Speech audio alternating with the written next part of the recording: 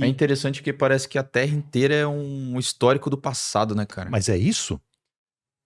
Cara, por que no meio do século passado um cara chamado Charles Darwin estava pensando em evolução? Evolução quer dizer mudança.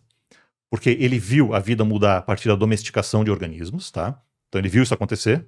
Você vai mudando as raças de pombo, de cachorro, qualquer pessoa vê esse negócio acontecer. E a galera começou a cavar. E à medida que você começa a cavar o solo, você está voltando no passado, Cauê. Então você cava um pouco, você vai chegar num registro, sei lá, de 65, 66, 68 milhões de anos, você vai encontrar os últimos dinossauros, cara. Você vai encontrar Tiranossauro Rex, você vai encontrar evidência desses bichos. Aí você cava mais, chega lá nos 500 e poucos milhões de anos, você vai encontrar esses outros fósseis. Só que o que a natureza faz pra gente? O que o planeta fez pra gente? Não precisa ficar cavando o tempo todo. Com o movimento das placas tectônicas, o que um dia foi o fundo do mar, hoje está no alto de uma montanha. Porque, de novo, as placas tectônicas chocaram e esse negócio subiu. Então ele subiu lá, foi dar uma caminhada, cara. Foi tirar férias ali na Colômbia Britânica, no Canadá. Subiu a montanha e achou esse negócio. E aí ele... Por acaso? Foi ao acaso, cara. Ele foi até onde eu lembro, foi ao acaso. E aí o Stephen Jay Gould conta essa história no livro Vida Maravilhosa, que eu recomendo para qualquer pessoa ler esse livro. Ele leva para o museu, ali acho que ele estava no Smithsonian, na verdade. Ele estava no Canadá, mas se não me engano ele estava no Smithsonian. Levou esses fósseis. O que o Walcott fez, e essa história é interessante por causa disso, ele começa a dar nome de bichos, de filos que a gente tem hoje. Anélida e assim por diante. Mas depois uma galera foi estudar e viram que tinha animais que só existiram nesse período. Então, no Cambriano, ali no começo, surgiram praticamente todos os planos de corpo de animais que a gente tem hoje. O plano de corpo cordado, que é o nosso. João, é que coloca uma imagem aí, cara, período cambriano, porque na minha cabeça vem, só que às vezes no pessoal que tá de casa não consegue imaginar o que é. Escreve aí Opabínia. Pode ser? Opabínia. Opabínia. Opabínia. Esse é um dos bichos mais interessantes que a gente tem ali no Cambriano. Isso, é esse mesmo. Ah, olha só. Olha que bicho louco. Ó. Esse é o fóssil mesmo que o cara achou lá. Aê, garoto. Então, vamos fazer uma comparação aqui, ó. Vamos olhar o fóssil agora. Dá um zoom aí. Isso. Então, tá vendo? Ele tem uma espécie de uma probóscide ali na parte anterior do corpo. É um bicho que já tem cabeça, tá? Tem a parte anterior, dá pra ver um olho dele ali, daqui a pouco a gente vai ver o olho melhor. É aquele azulzinho? Isso, ele vai ter uma probóscide na parte anterior, que eu já vou explicar o que é. Ele já vai ter o olho, mas não dá pra ver certo quantos são. E você já vê também ali que ele tem uma parte dorsal, que é a parte de cima, que são as costas dele. É que nem se fossem as costas da gente. E essas ramificações embaixo é o quê? Isso aí são os apêndices para ele nadar, para ele se locomover. Então ele já é um animal bilateral que nem a gente. Ele já tem cabeça, ele já tem uma parte dorsal, que são as costas, que é protetora, tem uma parte ventral, que é locomotora, vai ter um lado direito e vai ter um lado esquerdo. João, põe agora na reconstrução dele, no desenho, por gentileza. Olha aí. E esse é o desenho do bicho. Tá? Então ele vai ter essa probóscide que ele utiliza para capturar o alimento, ele puxa e leva para a boca, não é a boca dele não, ele vai puxar isso para a boca que está debaixo dele. Esse aí tem 5 olhos, cara. Que incrível, cara. Cara, esse é um bicho que tinha 5 olhos, tá? Então esse é um dos bichos ali, cara, que só existiu nessa época da evolução da vida na Terra. É como se a natureza, como se a evolução, Cauê, tivesse feito um experimento ali no Cambriano. O nicho estava vazio, não tinha animal ainda quase, tirando esponja, água-viva, charne, alguns deles. E aí surgem todos esses planos de corpo. E esse bicho aí se alimentava do quê, cara? Ele se alimentava de outros animais que tinha ali no fundo. Então você já tinha predadores, inclusive. E eu vou te mostrar agora o maior predador que tinha nessa época. Um bicho que chama Anomalocaris, por gentileza. E esse Anomalocaris tem uma história muito interessante. Vê se você... Anômalo, A-N-O... A-N-O-M-A-L-O, Caris. Vê se ele aparece aí. Ah, muito legal ter uma tela, viu? Ah, olha só que bicho louco, cara. Esse bicho, só pra vocês entenderem. O que é o olho? Qual que é o olho dele ali? Você tá um pouquinho difícil de ver que ele tá de lado, na verdade. O que a gente tá olhando no Anomalocaris aqui é o seguinte, a gente tá olhando a barriga dele. A gente tá olhando o ventre dele. Ah, entendi. Aquele ali é um dos olhos dele que tá pra cima, né? Exato, é um dos olhos dele. Tem um outro olho que a gente não tá vendo ainda. Aquela estrutura ali embaixo, que parece uma bolinha, é a boca dele. Lembra tipo um crustáceo, sei lá. Exato, ele é um artrópode, né? Então, por que chama Anomalocaris? Anomalocaris quer dizer camarão anômalo. Porque a galera, quando olhou o fóssil, eles olharam aqueles dois apêndices que ele tem na frente, tá vendo ali? E acharam que era um camarão diferente. Só que os fósseis eles estão todos quebrados. Só que eles começaram a juntar os fósseis, que nem um quebra-cabeça, e viram que era um bicho só. Então eles pegaram uma parte que não tinha aquelas presas e a outra. Volta, por favor, João. Essa imagem é legal para ver que o bicho tinha 2 olhos e são olhos compostos, que nem os artrópodes têm, tá? Agora vamos olhar. Olha esse aí. Esse bicho. Nossa, esse aí foi com IA, hein? Não. Esse bicho aí tem algumas evidências que podia chegar a mais de 1 metro de comprimento, tá? Esse era o grande predador dos mares do Cambriano. Nessa época, galera, não tinha vida, não tinha animal na terra ainda não, tá? Era tudo na água. Os animais não tinham invadido a terra ainda. Volta, por favor, 2 imagens, João, em que o bicho dá para ver o ventre dele. Cara, mas é sensacional, né? Não, é incrível. Processo de evolução. Isso aí é absoluto. Esses fósseis do Cambriano, eu sou fã.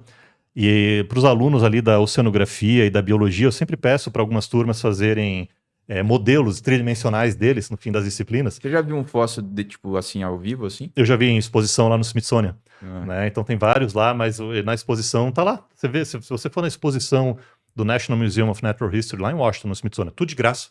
Tá? São museus do governo dos Estados Unidos, não precisa pagar nada para entrar. Você entra lá e tem um lugar lá que você tem alguns fósseis em exposição desse organismo. Então o que ele faz? Ele tem aquela boquinha ali embaixo, tá? E com esses 2 apêndices, ele vai e pega os bichos no fundo. Como se fosse um tentáculo de um polvo, assim. Isso, boa. Né? E ajuda ele a comer, tá? Um outro muito interessante aí... Só pra... João, coloca aí, período cambriano, só para o pessoal entender. Você vai ter que me cortar, porque só sobre isso eu capaz de ficar 3 horas aqui falando. Relaxa, tá? fica tranquilo.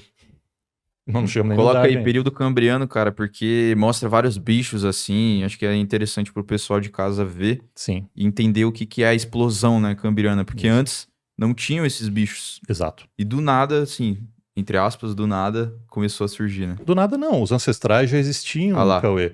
Né? Então, o que a gente tem ali... É o bicho, né, que você mostrou. Isso, então esses 2 de cima são anomalocarídeos, né? Muito provavelmente o próprio anomalocaris que eu falei agora. A lucigênia, que eu ia pedir para mostrar, ela tá ali. São aqueles 2 que estão ali embaixo, são 2 que eles têm... Parece um inseto. Parece como se ele tivesse uns espinhos, né? Eu acho que o filo que eles estão classificados hoje é onicófora, se eu não me engano, que são uns bichinhos aí que tem em florestas úmidas, tá? Mas chama lucigênia porque a galera que foi o Briggs e o Conway Morris, que são 2 autores que estudaram esses fósseis na década de 60, era justamente aquela época toda diferente da década de 60, eles deram o nome de lucigênia, por conta, sério, né? Porque tinha aquela época de, como é que é, aqueles compostos... Oi? Isso, assim, que eles são alucigênicos, né? Isso, né, daquela época. Então deram o nome de alucigênia para esse organismo aí. Então, Sim. Antes de 542 milhões de anos, Cauê, se você fosse fazer um mergulho nesses mares... Encontrar quase nada. Você ia encontrar, provavelmente, água-viva, umas esponjas e alguns outros organismos e uns animais... A água-viva é pré-cambriana? Ela é pré-cambriana, tá? A gente não tem muita evidência fóssil não, tá? Mas pela reconstrução filogenética indica que eles são pré-cambrianos. E elas existem até hoje, né, cara? Existem até hoje. Eu trabalho com água-viva por acaso. Mas olha só, o que é interessante é que o plano de corpo bilateral que deu origem a esses animais aí já existia no pré-cambriano também, tá? A galera às vezes acha que não, que tudo aconteceu no cambriano. Não é assim. Ali entre 600 e 542 milhões de anos já houve evolução do plano de corpo bilateral. O que acontece no cambriano é que através da evolução, através da seleção natural, a gente tem uma explosão, entre aspas, ou seja, a gente tem uma diversificação de vários desses planos de corpo que já tinham originado antes em vários outros tipos de plano de corpo bilaterais. Aí aparece... E cara, deixa eu entender, assim, qual que era a biomassa desses animais ali? Ou seja, tinham muitos animais, assim, se encontrava, se mergulhasse em qualquer lugar do oceano, você ia encontrar esses bichos, ou eles eram ainda... Eles não tinham se diversificado tanto, né? Colonizado, entre aspas, todo o oceano, assim. Muito bem. Esses fósseis, eles ocorrem em regiões que a gente chama de em jazidas que a gente chama de Lagerstätten. Lagerstätten é o nome em alemão para isso. O que é difícil fossilizar? Bicho de corpo mole. Parte desses bichos tem corpo duro, mas muitos têm corpo mole. Então, muito provavelmente eles eram abundantes sim. Só que a gente não tem tanto deles no registro fóssil. Entretanto, nos últimos anos tem se achado fósseis do Cambriano em várias partes do mundo. O Walcott achou primeiro ali nas Montanhas Rochosas, a galera já achou no Marrocos e a galera tá achando vários na China agora. A China tá dando um salto exponencial em ciência. E os pesquisadores, as pesquisadoras chinesas, cara, a galera top, assim. E estão achando... tudo, né? Em Astronomia. tudo. A China deu um salto, né, em educação a partir da década de 80, injetou dinheiro em educação básica, está injetando dinheiro em pesquisa. A China está pareia com os Estados Unidos agora em termos de produção científica, já passou um pouquinho em várias áreas. Muito bem. Mas o fato é que eles são muito mais abundantes do que a gente achava, o que indica que esses bichos tinham em águas rasas, provavelmente em várias partes do mundo, provavelmente com uma biomassa bastante razoável, tá? Inclusive tem toda a teia trófica ali, você tem um predador de topo ali, que é o Anomalocaris. Que vai... Como se fosse um tubarão hoje. É, assim, do ponto de vista de posicionamento na cadeia trófica, é isso, né? E isso acontece nesse período incrível chamado Cambriano. E aí eu recomendo, né? Acho que já falei pela terceira vez aqui, a leitura desse livro Vida Maravilhosa, do Steve Jay. Ele conta essa história, Cauê. Mas é acessível para o público? É assim? um livro de divulgação. É um livro totalmente acessível. Ele vai fazer o desenho do fóssil. Porque um desses organismos que tem ali chama picaia. Vê se você consegue botar P-I-K. Provavelmente já... Cuidado com o que você vai botar ali. É P-I-K. Picaia é o nome. O Google é um negócio meio complicado, né? Mas vamos botar o picaia ali. Por quê? Porque o picaia, as evidências indicam que era um cordado. Cordado é o nosso grupo. É o grupo, né, de aves, mamíferos, peixes, isso é tudo cordado. E o nosso ancestral, ou pelo menos o primeiro registro fóssil de um cordado, que pode ter sido o nosso ancestral, pelo menos foi o primeiro registro, ele... Aí, garoto. É isso? É, picaia grácea, negócio pequenininho, tá? Isso aqui, ele, sei lá, tinha centímetros, esse negócio. Mas ele já tem essa musculatura chamada metamerizada em faixas, né? O que indica, né? Ele parece até um peixinho. Esse não é o melhor desenho de picaia que existe. Vamos ver se a gente acha algum outro aí. Mas ele já tem um plano de corpo bem simples, óbvio, né? Como se fosse uma espécie de um peixinho, tá? Não é um peixe ainda, tá, galera? Não é isso que eu tô querendo dizer, não. Ó, ele aí. Aí tem uma água viva. Essa, por exemplo, por acaso é uma água viva que tem hoje, tá? Essa não é do Cambriano, não. Mas enfim, a gente tinha água viva lá. E esse negocinho ali é o que todas as evidências indicam, era um cordado, certo? Primeiro aí, registro fóssil de um organismo do nosso grupo, né? Inclusive, e aí o fóssil dele, ó. É isso aí mesmo, galera. Então os fósseis são extremamente bem preservados. E o Stephen Jay Gould, acho que ele até queria dar o nome do livro de um tributo a picaia, um negócio assim, ele acabou chamando de vida maravilhosa. Por que o Cambriano é tão importante, Cauê? Eu adorei assim, você trazer isso, porque a galera às vezes acha que a evolução da vida foi assim, ó. No Cambriano surgiu tal animal, no Ordoviciano surgiu outro, no Carbonífero surgiu outro, no Devoniano outro, e assim por diante. Só que não foi assim. No Cambriano já surgiram praticamente todos, os planos de corpo dos animais. O plano de corpo molusco, o plano de corpo artrópode, o molusco é polvo, né? O plano de corpo artrópode, que são os insetos, o plano de corpo cordado, que é o nosso plano de corpo. E o que aconteceu na evolução depois, no Paleozoico, no Mesozoico e no Cenozoico, foi a evolução de variações desse plano de corpo. Sim. Certo? Ou seja, se tivessem surgido por algumas variáveis organismos diferentes no Cambriano, provavelmente não estava aqui. Exatamente. E é isso que o Stephen Jay Gould fala. O Stephen Jay Gould, ele fala o seguinte, se a picaia... E como que você fala que isso não é complexo, cara? Mas olha só, ele é complexo e é aleatório ao mesmo tempo. Não estou dizendo que não é complexo. Mas o que ele está dizendo é o seguinte, se a picaia não tivesse surgido aleatoriamente, ao acaso, a gente provavelmente não está aqui. E aí ele vem com uma ideia que é absolutamente incrível. Stephen Jay Gould fala o seguinte, se a gente agora voltasse o filme da vida, lá para o começo do Cambriano, 542 minutos. Repetisse 100 mil vezes, provavelmente a gente não estaria aqui. Isso. Esse é o argumento dele. E é por isso que isso eu acho uma das ideias mais incríveis, que a gente não para pensar, é o quão improvável é a nossa espécie estar aqui hoje. O quão improvável é Cauê, Beto, João ali, galera que tá assistindo a gente em casa, tá aqui tendo essa interação hoje. Se Picaya não tivesse originado ali, surgido no Cambriano, a gente provavelmente não estaria aqui hoje.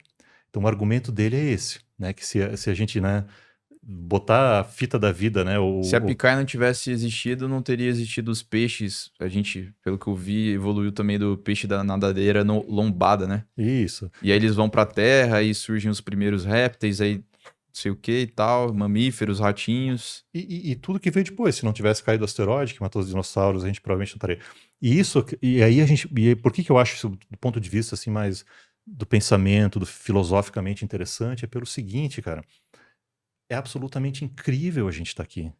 A gente hoje, como um ser que entende a sua evolução, não inteiramente, por isso que a gente tem um emprego para cientista hoje, porque a gente tem que desvendar um monte de coisa ainda, que nem a célula inicial que você falou, né? Mas que daqui a 100 anos talvez a gente tenha essa célula totalmente sintetizada, né? Só que é uma coisa tão incrível a gente estar aqui que às vezes a galera não dá valor para isso. A galera às vezes não para pensar o quão incrível é Homo sapiens. O quão incrível e improvável foi a evolução da nossa espécie, certo? E aí a gente tem aqui algumas décadas desse planeta para realmente aproveitar esse negócio, para realmente, cara, curtir essa vida. Claro, né? Não é curtir a vida assim, se fazer besteira o tempo inteiro, né? A gente tem que pensar, né? A gente vai comer. Mas às vezes a galera não para pensar e fica falando, e fica às vezes acreditando, ou pelo menos umas explicações. Não vou entrar nesse Cara, debate, mas eu quero dizer você tem duas vertentes, né? Assim, no caso, se pensar filosoficamente sobre isso. Eu já ia até falar em inglês aqui sobre isso, mas assim, você pode pensar que é um acaso tão bizarramente difícil de acontecer e por isso é magnífico, ou você pode pensar é um acaso, portanto nada faz sentido, né?